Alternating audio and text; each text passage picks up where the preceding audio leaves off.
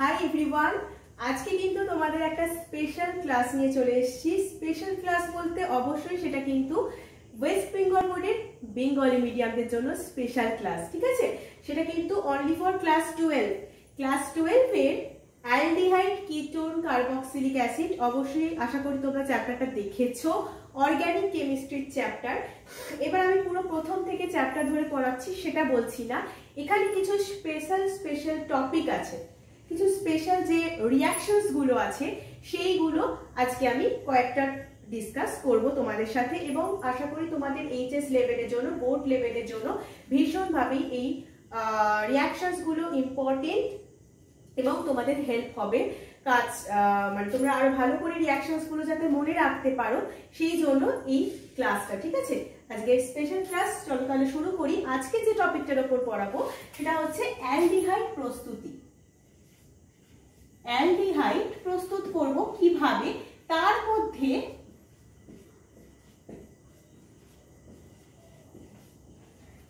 Aldehyde প্রস্তুতির মধ্যেও দেখো কিছু রিজন আছে।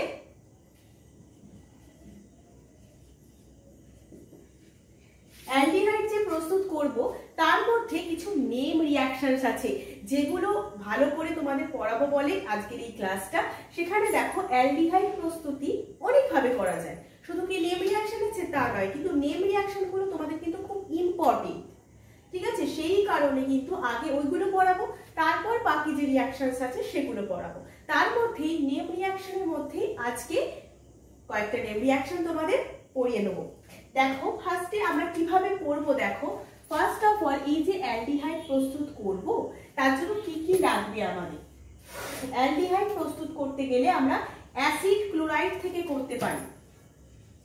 অ্যাসিড ক্লোরাইড, ঠিক আছে? অ্যাসিড ক্লোরাইড থেকে অ্যালডিহাইড প্রিপারেশন করতে পারি। ফার্স্ট অফ অল হলো তাহলে অ্যাসিড ক্লোরাইড। এবার তার আন্ডারে কি নেম রিঅ্যাকশন আছে সেটা আমরা বলবো। 2 নম্বরতে হচ্ছে অ্যালকিল সায়ানাইড থেকে। অ্যালকিল সায়ানাইড থেকে তুমি কিন্তু অ্যালডিহাইড প্রিপারেশন করতে পারো। আরেকটা করতে পারো অ্যালকিন থেকে। এছাড়া তোমার টলুইন থেকে আছে, গ্রিকনাট রিয়েজেন্ট থেকে আছে, আরো অনেক কিছু আছে, কিন্তু শুধু যে এই 3টে আছে তা না। আজকে আমি এই 3টে থেকে পড়াবো, কারণ এর আন্ডারে আবার তোমাদের 4টে রিঅ্যাকশন আছে। নাম্বার 1 হচ্ছে, দেখো অ্যাসিড ক্লোরাইডের আন্ডারে যে রিঅ্যাকশনটা আছে সেটা হচ্ছে রোজেনমান্ড। তোমরা এইভাবে খাতায় কিন্তু নোট ডাউন করে নিতে পারো, তাহলে তোমরা কখনোই কিন্তু ভুলবে না। অ্যাসিড ক্লোরাইড থেকে যে অ্যালডিহাইড প্রস্তুত করা যায় সেটা হচ্ছে, সেই রিঅ্যাকশনটার নাম হচ্ছে রোজেনমান্ড বিজারণ।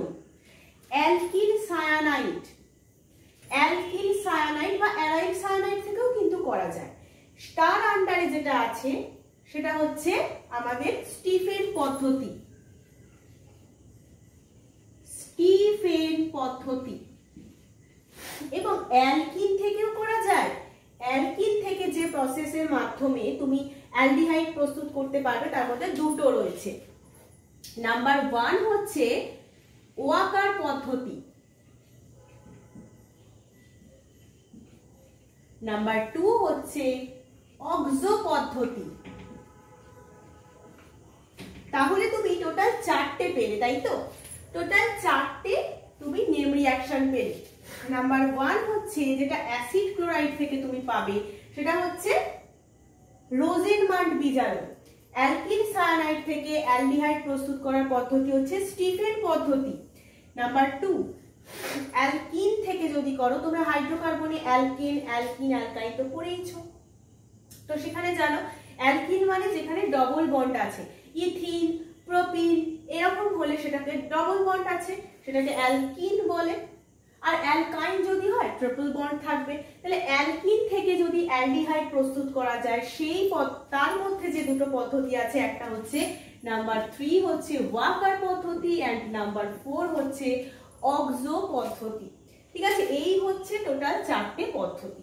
এবার এই 4টে পদ্ধতি আমরা আলাদা আলাদা করে তোমাদের সাথে ডিসকাস করব। ঠিক আছে, এই চারটে পদ্ধতি আলাদা আলাদা করে ডিসকাস করব। ফার্স্টে একদম চলে যাচ্ছি রোজেনমান্ড বিজারণে। ঠিক আছে, আমি এটা একটু ইরেজ করে দিচ্ছি, তোমরা এইভাবে একটু নোট ডাউন করে নিতে পারো, তাহলে তোমাদের বুঝতে সুবিধা হবে। যদি কোশ্চেনে রোজেনমান্ড বিজারণের কথা লিখতে দেয় তাহলে তোমার প্রথমেই মাথায় এসে যাবে তাহলে সেটা অ্যাসিড ক্লোরাইড থেকে পাবো আমি। স্টিফেন পদ্ধতি হলেই মাথায় এসে যাবে অ্যালকিল সায়ানাইড থেকে পাবো। তাহলে হাফ তোমার মনে পড়ে গেল। এবার তোমাকে রিঅ্যাকশন কন্ডিশনটা শুধু জাস্ট মনে রাখতে হবে, ব্যাস। আর কি, আর কিছু না। ওয়াকার পদ্ধতি অ্যালকিন থেকে, অক্সো পদ্ধতি অ্যালকিন থেকে। ঠিক আছে, এবার তার মধ্যে ডিফারেন্স তো নিশ্চয়ই আছে, রিঅ্যাকশন কন্ডিশনের ডিফারেন্স আছে, আরো কিছু ডিফারেন্স আছে যেগুলো আমি তোমাদের পড়াতে পড়াতে বলে দিচ্ছি। চলো আমরা তাহলে এটা ইরেজ করলাম।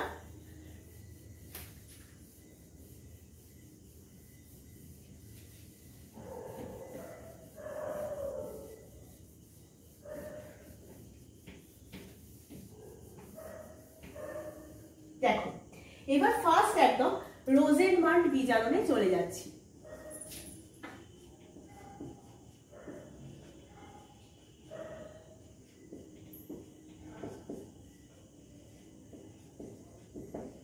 ঠিক আছে, রোজেনমান্ড বিজারণ, এটা একটু ভালো করে পড়বে, কারণ রোজেনমান্ড বিজারণ কিন্তু বোর্ড লেভেলের ক্লাস 12 এর খুব ইম্পর্টেন্ট একটা কোশ্চেন বলতে পারো। রোজেনমান্ড বিজারণে কি হয়, অ্যাসিড ক্লোরাইড থেকে, ফার্স্টে তুমি জেনেই গেছো এটা অ্যাসিড ক্লোরাইড, যার ফর্মুলা হচ্ছে RC⋯OCl, RC⋯OCl, COCl। এই ফাংশনাল গ্রুপটা কিন্তু থাকে অ্যাসিড ক্লোরাইডের মধ্যে। তাহলে এই হচ্ছে অ্যাসিড ক্লোরাইড, যেখানে তাহলে কি হচ্ছে, ফুটন্ত জাইলিন দ্রাবক ইউজ হয়, ফুটন্ত জাইলিন দ্রাবক, সলভেন্ট। ঠিক আছে, তাহলে অ্যাসিড ক্লোরাইডকে যদি ফুটন্ত জাইলিন দ্রাবকে হাইড্রোজেন গ্যাস দ্বারা বিজারিত করা হয়, হাইড্রোজেন গ্যাস দ্বারা, শুধু এটা হলেই হবে না, তার সাথে কিন্তু অনুঘটকও প্রেজেন্ট থাকতে হবে। কি অনুঘটক প্রেজেন্ট থাকে জানো, বেরিয়াম সালফেটের উপর একটা প্যালাডিয়াম ধাতুর প্রলম্বন দেওয়া থাকে, সেটাই অনুঘটক হিসেবে কাজ করে। বেরিয়াম, তোমরা আমি যেটা মুখে বলছি সবটা তো লিখছি না, যেটুকু লিখছি অবশ্যই নোট ডাউন করে, এবং যেটা মুখে বলছি সেটাও একটু নোট ডাউন করে নেওয়ার চেষ্টা করো। তাহলে অ্যাসিড ক্লোরাইড থেকে তুমি যখন ফুটন্ত জাইলিন দ্রাবকের অ্যাসিড ক্লোরাইডকে যখন হাইড্রোজেন গ্যাস দ্বারা বিজারিত করবে তখন কিন্তু অ্যালডিহাইড পাবে। এই হচ্ছে তুমি পেয়েছো অ্যালডিহাইড। ঠিক আছে, কিন্তু তার সাথে এই ক্যাটালিস্টটাও তোমাকে ইউজ করতে হবে, PDBASO4। এই ক্যাটালিস্টটা তোমাকে ইউজ করতে হবে, মানে বেরিয়াম সালফেট, বেরিয়াম সালফেটের ওপর প্যালাডিয়াম ধাতুর প্রলম্বন রয়েছে, যাকে অনুঘটক রূপে ইউজ করা হয়। এই হচ্ছে টোটাল রিঅ্যাকশনটা। এবার বলে দিই এটা কি, একটু লিখে দিই যে এটা কিন্তু অনুঘটক রূপে কাজ করে। ঠিক আছে, তুমি অ্যালডিহাইড পেয়ে গেলে। এই হচ্ছে রোজেনমান্ড বিজারণ। এখানেই শেষ নয়, এখানে অনুঘটক 20 কিছু ভূমিকা আছে। অনুঘটক 20 যারা কি করে, অনুঘটক 20 অনুঘটন ক্ষমতাটাকে কমিয়ে দেয়। অনুঘটক 20 অনুঘটন করার ক্ষমতাটাকে কমিয়ে দেয়, হ্রাস করে। তো এখানে BaSO4 হচ্ছে অনুঘটক 20, BaSO4 হচ্ছে এখানে অনুঘটক 20।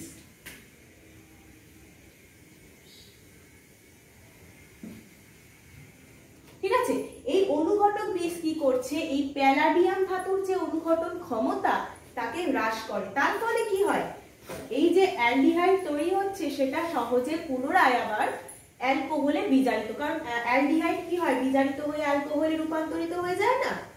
তো এই যে অনুঘটক 20 কি করে, প্যালাডিয়াম ধাতুর অনুঘটন ক্ষমতাটাকে হ্রাস করে দেয়। তার ফলে অ্যালডিহাইড আর পুনরায় বিজারিত হয়ে তোমার অ্যালকোহলে রূপান্তরিত হতে পারে না। তাহলে আমাদের অ্যালডিহাইড প্রিপারেশনটা অনেকটা সফল হয় বলতে পারো, অনেকটা ইজি হতে হয় এবং কনফার্ম হয়, সতর্ক থাকি আমরা। এবার যদি তুমি অতিরিক্ত সতর্কতা পেতে চাও তখন তোমাকে কিন্তু সামান্য পরিমাণ সালফার অথবা কুইনোলিন, কুইনোলিনটা তুমি লিখে রাখতে পারো, সামান্য পরিমাণ সালফার অথবা কুইনোলিন। ঠিক আছে, কুইনোলিন ইউজ করা হয় সেম একই কাজ, অনুঘটক বিষ রূপেই কাজ করে, যারা প্যালাডিয়াম ধাতুর অনুঘটন ক্ষমতাটাকে আরো কমিয়ে দেয়। যদি অতিরিক্ত সতর্ক হতে চাই যে একদম যাতে কোনোভাবে অ্যাসিটালডিহাইড বা অ্যালডিহাইড যে প্রস্তুত হবে বা বেঞ্জালডিহাইড হোক, তারা যেন অ্যালকোহলে রূপান্তরিত না হয়, সেটা যাতে অতিরিক্ত সতর্কতা পেতে চাই, তাহলে আমাকে সামান্য পরিমাণ সালফার অথবা কুইনোলিন ইউজ করতে হবে। কুইনোলিন মিশিয়ে দিতে হবে, যারা প্যালাডিয়াম ধাতুর অনুঘটন ক্ষমতাটাকে আরো কমিয়ে দেবে। তো এই হচ্ছে রিয়াকশনটা। তুমি এখানে অ্যাসিটালডিহাইড ইউজ করতে পারো, অ্যাসিটাইল ক্লোরাইড যদি ইউজ করো, এটা হচ্ছে acetyl chloride. Acetyl chloride use করলে কি হবে? Same reaction condition. অবশ্যই ফুটন্ত জাইলিন দ্রাবকে যদি অ্যাসিটাইল ক্লোরাইডকে আমরা হাইড্রোজেন গ্যাস দ্বারা বিজারিত করি, তাহলে কি পাবো? অ্যাসিটালডিহাইড পাবো। ঠিক আছে, একই রিয়াকশন কন্ডিশন তো যেটা বললাম, জাস্ট এখানে আর এর জায়গায় আমরা একটা অ্যালকিল গ্রুপ ইউজ করেছি। বেনজাইল গ্রুপ ইউজ করতে পারতাম। দেখো এই যে আমরা বেনজাইল গ্রুপ ইউজ করতে পারতাম। বেনজোইল ক্লোরাইড, একই সেম রিয়াকশন কন্ডিশন, কি উৎপন্ন হতো? বেঞ্জালডিহাইড। অবশ্যই বাই প্রোডাক্ট হিসেবে এখানে কিন্তু বেঞ্জালডিহাইড তৈরি হলো, বাই প্রোডাক্ট হিসেবে কিন্তু HCl তৈরি হয়, বাই প্রোডাক্ট হিসেবে কিন্তু HCl তৈরি হয়। ঠিক আছে, তো এই হচ্ছে টোটাল রোজেনমান্ট বিজারণ। ওকে, বোঝা গেল টোটাল ব্যাপারটা। তাহলে BaSO4 অনুঘটক বিষ রূপে কাজ করে, যে কিনা প্যালাডিয়াম ধাতুর অনুঘটন ক্ষমতাটাকে হ্রাস করে দেয়। তার ফলে কি হয়?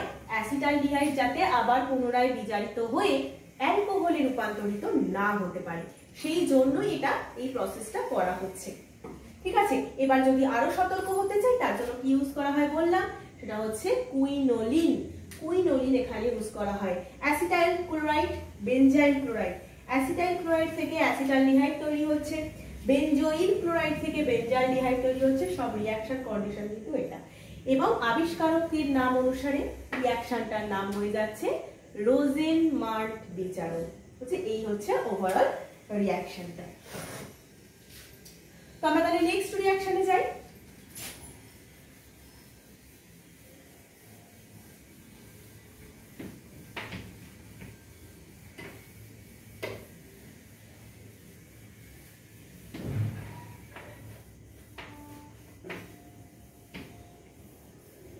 নেক্সট রিয়াকশন যেটা, সেটা হচ্ছে নাম্বার 2, হচ্ছে স্টিফেন পদ্ধতি। স্টিফেন পদ্ধতি, স্টিফেন পদ্ধতিতে কি করা হয় দেখো, স্টিফেন পদ্ধতিতে অ্যালকিল সায়ানাইড অথবা অ্যারাইল সায়ানাইড দুটো ইউজ হতে পারে। স্টিফেন পদ্ধতি মানে এই আর সি ট্রিপল বন্ড এন, এটা আর দিয়ে হতে পারে, এ আর দিয়েও হতে পারে। এ আর মানে কি? অ্যারাইল, তাহলে সেটা অ্যালকিল সায়ানাইডও হতে পারে, অ্যারাইল সায়ানাইডও হতে পারে। ঠিক আছে, এবার এটাকে কি করব? এবার অ্যালকিল সায়ানাইড বা অ্যারাইল সায়ানাইডকে তুমি যদি ইথারে দ্রবীভূত করে দাও, কিসে? ইথারে, ইথারে দ্রবীভূত করে দাও।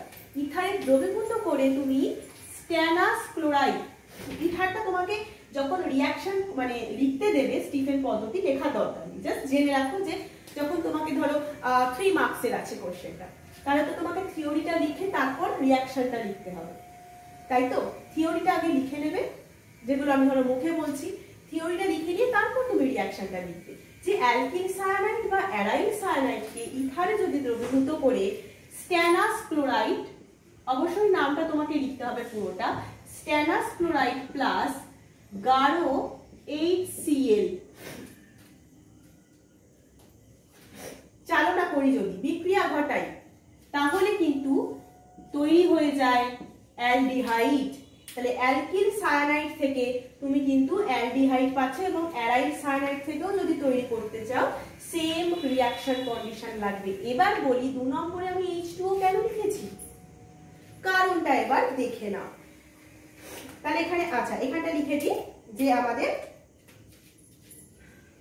RCHO অথবা ARCHO তৈরি হচ্ছে, ঠিক আছে? এই হচ্ছে তৈরি হচ্ছে। আমরা যেহেতু অ্যালকিল অ্যারাইল দুটোর কথাই বলছি, তাহলে আমাকে ইথারে দ্রবীভূত করতে হচ্ছে সায়ানাইড গুলোকে করে স্ট্যানাস ক্লোরাইড এবং গাঢ় HCl, অথবা অবশ্যই গাঢ় কথাটা লিখতে হবে, কিন্তু গাঢ় HCl এর মধ্যে দিয়ে চালনা করলে অ্যালডিহাইড তৈরি হচ্ছে। এবং H2O টা 2 নম্বরে কেন লিখলাম? কারণটা শুনে নাও। কারণ হচ্ছে যদি আমরা এই শুধু স্ট্যানাস ক্লোরাইড দিই SnCl2, তোমরা এইভাবেও লিখতে পারো, গাঢ় HCl তো SnCl2 প্লাস গাঢ় HCl, এটা দিয়ে প্রথমে একটা ইন্টারমিডিয়েট তৈরি হয় RHNH HCl। এই ইন্টারমিডিয়েটটা তৈরি হয় যার নাম হচ্ছে অ্যালকিডিমিন হাইড্রোক্লোরাইড, ঠিক আছে? যার নাম হচ্ছে অ্যালকিডিমিন হাইড্রোক্লোরাইড। এই অন্তর্বর্তী যৌগ, এটা হচ্ছে কি বললাম, অন্তর্বর্তী যৌগ তৈরি হয়। তারপরে এই অন্তর্বর্তী যৌগ থেকে হাইড্রোলাইসিস করলে এই যৌগটাকে, যদি এই অ্যালকিডিমিন হাইড্রোক্লোরাইড এটাকে হাইড্রোলাইসিস করলে তারপরে কিন্তু এই অ্যালডিহাইড পাওয়া যায়। তাই জন্য তুমি পুরো এরকম ভাবেও রিঅ্যাকশনটা লিখতে পারো। আবার শর্টে যদি লিখতে চাও 1 and 2 দিয়ে এইভাবে লিখতে, আমার তো মনে হয় 1 and 2 দিয়ে লেখাটাই বেটার। এবার যদি এক্সপ্লেন করে লিখতে বলে তো তুমি এটা লিখে দিলে বেটার মার্কস আসবে আশা করি। যে নাম্বার 1 এ এটা দিলে অন্তর্বর্তী যৌগটা তৈরি হলো অ্যালকিডিমিন হাইড্রোক্লোরাইড, তারপর তুমি আদ্র বিশ্লেষণ করলে হাইড্রোলাইসিস H2O দিয়ে করলে তখন অ্যালডিহাইডটা পাওয়া গেল। এই হচ্ছে আমাদের স্টিফেন পদ্ধতি। এটাই হলো কি স্টিফেন পদ্ধতি, যেটা অ্যালকিল সায়ানাইড বা অ্যারাইল সায়ানাইড থেকে তুমি প্রিপেয়ার করতে পারো, ঠিক আছে? হলো, এই হচ্ছে আমাদের ওভারঅল রিঅ্যাকশন। আর একটা ইনফরমেশন তোমাদের দিয়ে দিই যে স্টিফেন পদ্ধতিতে কিন্তু কিটোন প্রস্তুত করা যায় না, এটা শুধু স্টিফেন পদ্ধতির জন্য না, রোজেনমান্ড বিজারণের দ্বারাও কিন্তু, ঠিক আছে? এবার দেখিনি, রোজেনমান্ড বিজারণের দ্বারাও কিন্তু কিটোন প্রস্তুত করা যায় না। কিটোন প্রস্তুত করতে গেলে কিন্তু আমাদের ওয়াকার পদ্ধতিতে করা যায়, সেটাও আবার অন্য পদ্ধতি আছে, এরপরেই বলবো। ওয়াকার প্রসেসে করা যায়, কিন্তু তোমার অ্যালকিন, কোন অ্যালকিন ইউজ করতে হবে সেটা এক্ষুনি বলে দিচ্ছি। প্রথমটা জেনে নাও যে রোজেনমান্ড বিজারণ এন্ড স্টিফেন পদ্ধতি, এই দুটো পদ্ধতি দ্বারাই কিটোন প্রস্তুত করা যায় না। আচ্ছা, রোজেনমান্ড বিজারণের জন্য তোমরা আরেকটা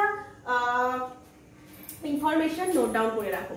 রোজেনমান্ড বিজারণের জন্য লিখে রাখো যে ফর্মালডিহাইড কিন্তু আমরা তো অ্যালডিহাইড প্রস্তুত করছিলাম, এটাই আমরা পড়ছি আজকে। তো রোজেনমান্ড বিজারণ দ্বারা কিন্তু ফর্মালডিহাইড তৈরি করা যায় না, বাকি সব অ্যালডিহাইড তৈরি করা যায়। ফর্মালডিহাইড তৈরি করা যায় না, তার কারণটা হচ্ছে সাধারণ উষ্ণতায় ফর্মালডিহাইড ভীষণই আনস্টেবল, অস্থায়ী হয়।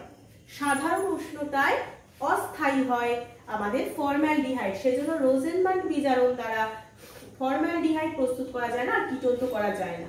আর এই স্টিফেন পদ্ধতি, এই স্টিফেন প্রসেস দ্বারাও কিন্তু কিটোন প্রস্তুত করা যায় না, ওকে, অনলি অ্যালডিহাইড। আর এই হচ্ছে সেই প্রসেসটা, ঠিক আছে?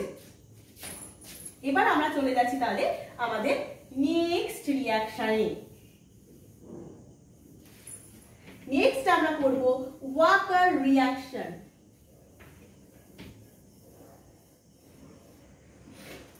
তিন নম্বরে আমরা যেটা করব ওয়াকার পদ্ধতি। খুব সহজ একটা পদ্ধতি বলতে পারো, খুব ছোট এবং সহজ পদ্ধতি, ঠিক আছে? খুবই ছোট এবং ইজিও হবে।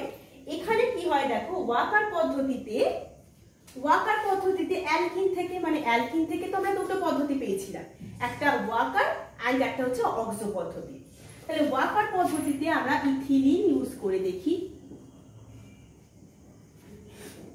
এখানে নিচে আমি নামটা লিখবো, তার একটা রিজন আছে, সেটা আমি বলে দিচ্ছি।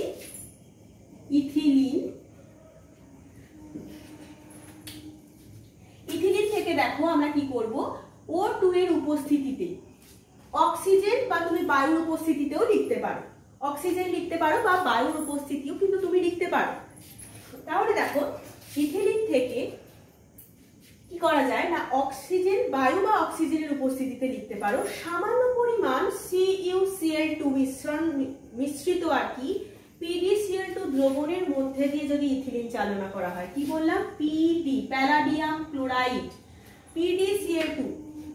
বায়ুর উপস্থিতিতে, বায়ুতে অক্সিজেন থাকে সবাই জানে, এটা খুব ইজি একটা ব্যাপার আমাদের। তো বায়ুর উপস্থিতিতে বা অক্সিজেন যা ইচ্ছা লিখতে পারো, সামান্য পরিমাণ CuCl2, সামান্য পরিমাণ CuCl2, অবশ্যই এটা লিখতে হবে। সামান্য পরিমাণ CuCl2 মিশ্রিত PdCl2 দ্রবণের মধ্যে দিয়ে যদি ইথিলিন চালনা করা হয় তাহলে কিন্তু অ্যাসিটালডিহাইড তৈরি হয়। তাহলে তৈরি হচ্ছে আমাদের অ্যাসিটালডিহাইড, CH3CHO, অ্যাসিটালডিহাইড। কেন এটা লিখে দিচ্ছি, কারণটা হচ্ছে এখান থেকে কিন্তু এই প্রসেসটাই হচ্ছে, মানে এই ওয়াকার প্রসেসটাই হচ্ছে তোমার ইথিলিন থেকে অ্যাসিটালডিহাইড প্রস্তুত করার প্রসেস। তোমার যদি কোশ্চেন দেয় অন্যভাবে ঘুরিয়ে যে ইথিলিন থেকে অ্যাসিটালডিহাইড প্রস্তুত করবে কিভাবে, তাহলে তোমাকে কিন্তু লিখতে হচ্ছে ওয়াকার পদ্ধতিটা। বায়ুর উপস্থিতিতে সামান্য পরিমাণ CuCl2 মিশ্রিত আম্লিক, অবশ্যই PdCl2টা আম্লিক, ঠিক আছে, তাই জন্য তোমাকে আম্লিক যেহেতু তাই H2O লিখতে হবে, ঠিক আছে, H2O লিখলে। আর তো PdCl2 তো মানে চালনা করলে ইথিলিন দ্রবণের মধ্যে দিয়ে, তাহলে তুমি অ্যাসিটালডিহাইড পাবে। তাহলে এখানে শুধুমাত্র কিন্তু আরেকটা নোট ডাউন করে নাও, অনলি অ্যাসিটালডিহাইড তৈরি হয়, অনলি অ্যাসিটালডিহাইড পাওয়া যায় ইথিলিন থেকে, সেটা ইথিলিন থেকেই পসিবল। এই রিঅ্যাকশন কন্ডিশন যদি তুমি ইউজ করো, এখান থেকে যদি ইথিলিন ছাড়া অন্য কোনো অ্যালকিন তুমি ইউজ করো না, তাহলে কিন্তু সর্বদা কিটোন পাওয়া যায়। প্রোপিন থেকেও কিটোন পাওয়া যায়, বিউটামাইন বা বিউটুইন থেকেও কিটোন পাওয়া যায়, অনলি ইথিলিন থেকে অ্যাসিটালডিহাইড পাওয়া যায়। বাকি সব অ্যালকিন, অন্য যে কোনো অ্যালকিন থেকে কিটোন পাওয়া যায়, তখন কিন্তু মানে অ্যালডিহাইড পাবো না, অনলি ইথিলিন থেকেই কিন্তু অ্যাসিটালডিহাইড পাওয়া যায়। এই হচ্ছে এই ওয়াকার পদ্ধতি। খুব ইজি না ব্যাপারটা, এবং যে ইনফরমেশন গুলো বললাম সেগুলো একটু ভালো করে মনে রাখবে, ইনফরমেশন গুলো ভেরি ইম্পর্টেন্ট। ওকে, এই ছিল তাহলে আমাদের ওয়াকার পদ্ধতি, ইথিলিন থেকে অ্যাসিটালডিহাইড প্রস্তুত করার একটা গুরুত্বপূর্ণ পদ্ধতি। ইথিলিন থেকে অ্যাসিটালডিহাইড প্রস্তুত করার একটা গুরুত্বপূর্ণ পদ্ধতি হলো ওয়াকার পদ্ধতি। এবং আজকের জন্য আমাদের লাস্ট যে নেম রিঅ্যাকশনটা রয়েছে সেটা হচ্ছে কি, অক্সো পদ্ধতি।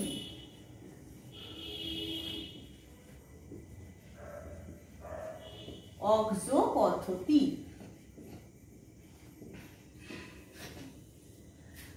অক্সো পদ্ধতিতে কি হয় দেখো, সেম ভাবে এখানে কিন্তু ইথিলিন ইউজ করে দেখাচ্ছি আমি, প্রোপিন থেকেও করা যায়, ইথিলিন ইউজ করছি। এখানে কি হয়, ইথিলিন ইউজ করলাম তো, যে অ্যালডিহাইডটা উৎপন্ন হয় তার একটা কার্বন পরমাণু বেশি থাকে, তার মানে ইথিলিন থেকে অ্যালডিহাইডটা কি হবে, নিশ্চয়ই প্রোপিন দেওয়া হবে, প্রোপিওন অ্যালডিহাইড তৈরি হয়। এবার রিঅ্যাকশন কন্ডিশনে আসি। এখানে রিঅ্যাকশন কন্ডিশনে হচ্ছে ফার্স্ট অফ অল যে অনুঘটকটা ইউজ করা হয় সেটা একটু লিখে নাও, যে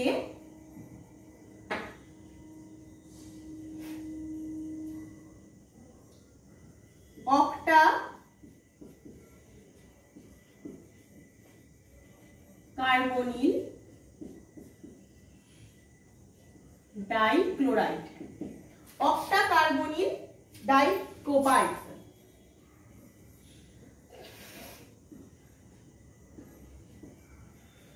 ঠিক আছে, অক্টা কার্বনিল ডাইকোবাইড, তার সংকেতটা লিখে নাও, এটা হচ্ছে কোবাল্ট, এটা হচ্ছে CO মানে কার্বনিল গ্রুপ। তাহলে অক্টা কার্বনিল টোটাল 8টা, তাহলে ডাইকোবাল্ট, তাহলে CO মানে কোবাল্ট, ওটা ছোট হাতের যেটা 2 মানে হচ্ছে ডাইকোবাল্ট, আর অক্টা কার্বনিল CO এর হোল 4, CO4 এর হোল মানে 2, তাহলে 4 দুগুণে 8, তাহলে অক্টা হয়ে গেল। এই হচ্ছে ফর্মুলা মনে রাখার পদ্ধতি, অক্টা কার্বনিল ডাইকোবাল্ট এটা এখানে অনুঘটক হিসেবে কাজ করে, এটা হচ্ছে এখানে অনুঘটক হিসেবে কাজ করে, ঠিক আছে, অনুঘটক হিসেবে কাজ করে। এবার দেখো শুধু অনুঘটক থাকলেই তো হবে না, আমাকে কিছু কেমিক্যালস ইউজ করতে হবে এখানে। সেখানে দেখো কি ইউজ করা হয়, তুমি এখানে লিখতে পারো যে অবশ্যই তো এটা লিখতে হবে, তার সাথে লিখলে যে অক্টাকার্বনিল ডাইকোবাল্টের অনুঘটকের উপস্থিতিতে যদি এই অ্যালকিন মানে ইথিলিন হবে বা প্রোপিন হতে পারে, তো অ্যালকিন সাথে কার্বন মনোঅক্সাইড প্লাস হাইড্রোজেন মিশ্রিত করলাম, alkyne carbon monoxide hydrogen gas মিশ্রিত করে যদি উচ্চ তাপমাত্রা এবং চাপ, উচ্চ তাপমাত্রা এবং চাপ যদি দেওয়া হয়, বিক্রিয়াটা করা হয়, হাই টেম্পারেচার এবং প্রেসারে যদি বিক্রিয়াটা করা হয়, তাহলে অবশ্যই কি বললাম, একটা অধিক কার্বন পরমাণু যুক্ত, একটা অধিক সি পরমাণু যুক্ত অ্যালডিহাইড পাবো, তাই তো?